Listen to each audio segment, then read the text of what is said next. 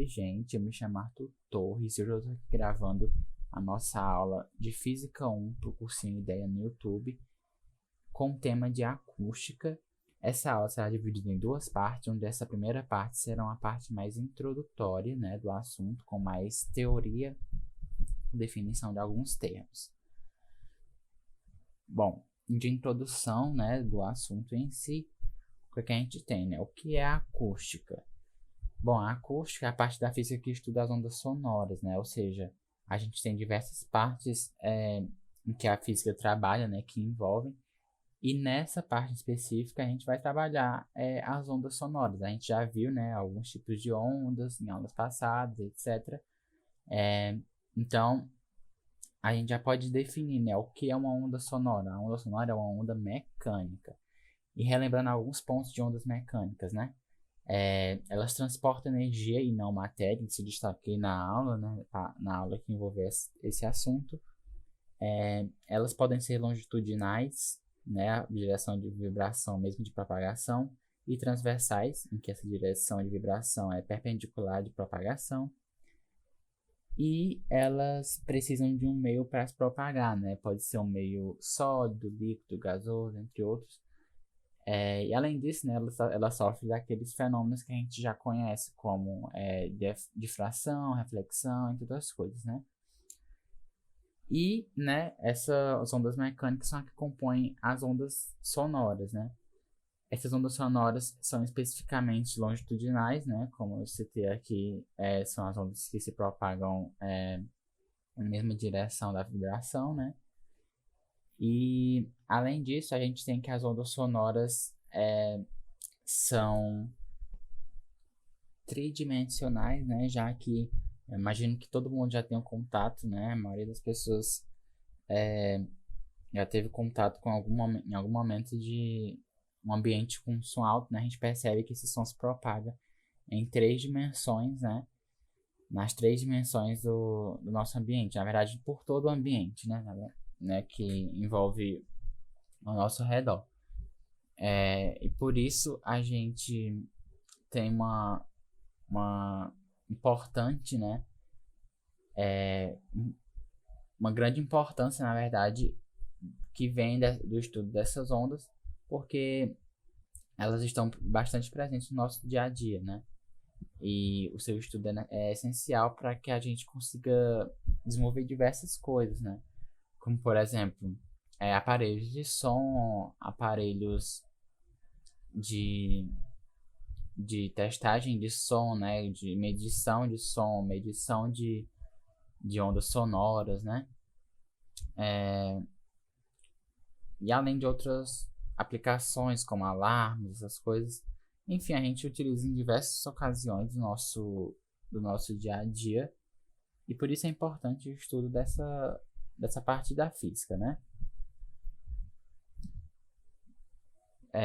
Como eu falei, hoje a aula é um pouco mais teórica, então a gente vai começar com as qualidades fisiológicas do som. Bom, as qualidades fisiológicas do som são 3, que são altura, intensidade e timbre.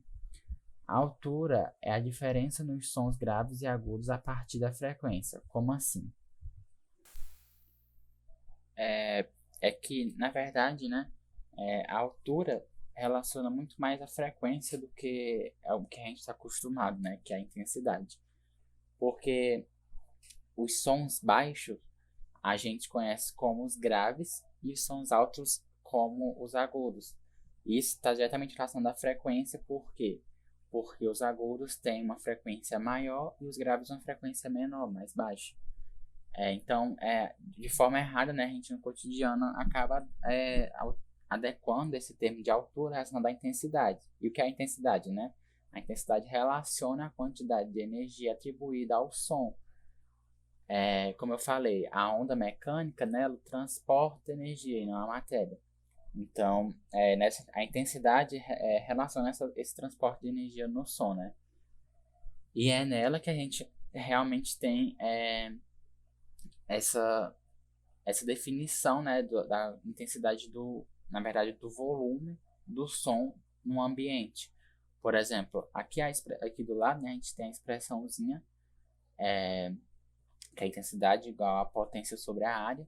né, watts sobre metro quadrado, que envolve justamente isso, né, a potência do som distribuído por uma área que vai definir a nossa intensidade, né, nosso volume do som, o que é perceptível para a gente, né.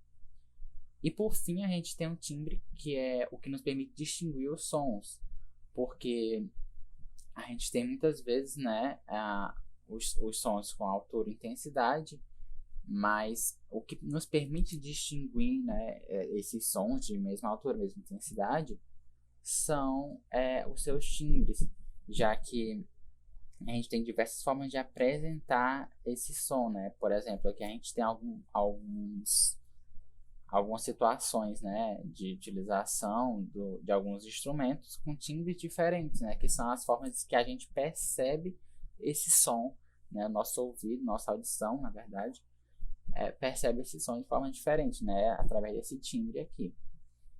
Então, essas três características são importantes para definir, né, o som, e são chamadas de qualidades fisiológicas do som porque envolve justamente uma forma de caracterizar e definir esse som.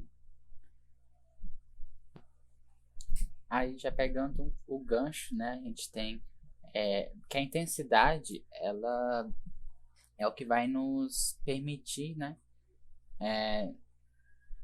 modificar, né, essa questão dos sons fracos e fortes, né, no ambiente.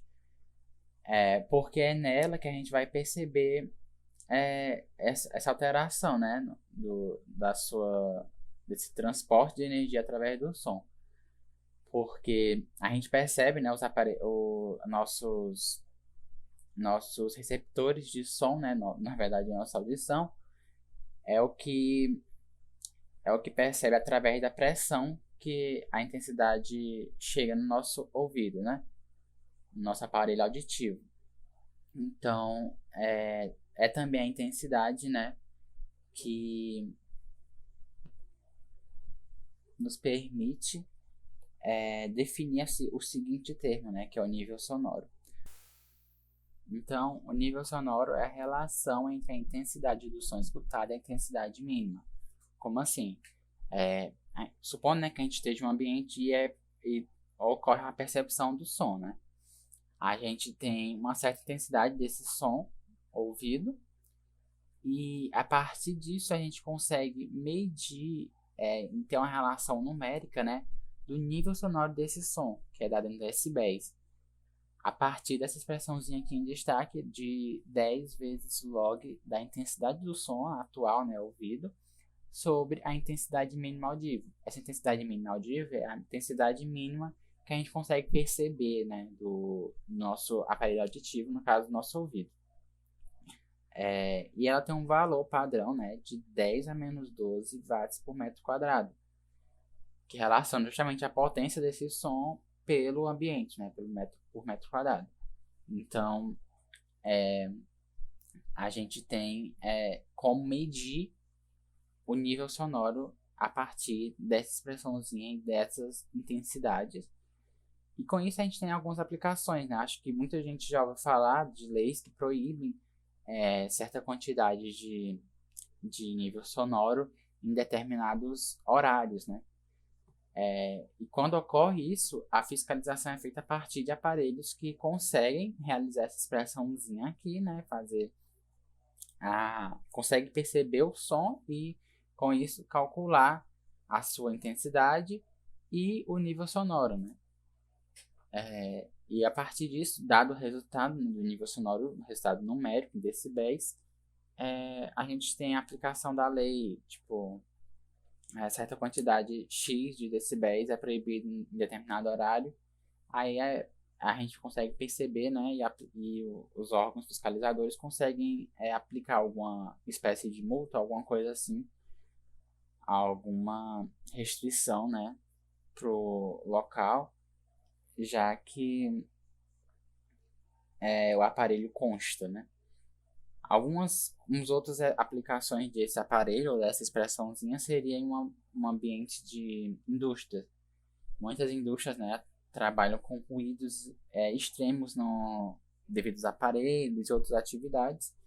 Então, existem órgãos que fiscalizam, né, até mesmo para cuidar da saúde do trabalhador, essa quantidade de decibéis, né, e oficializam uma quantidade adequada para a pessoa trabalhar.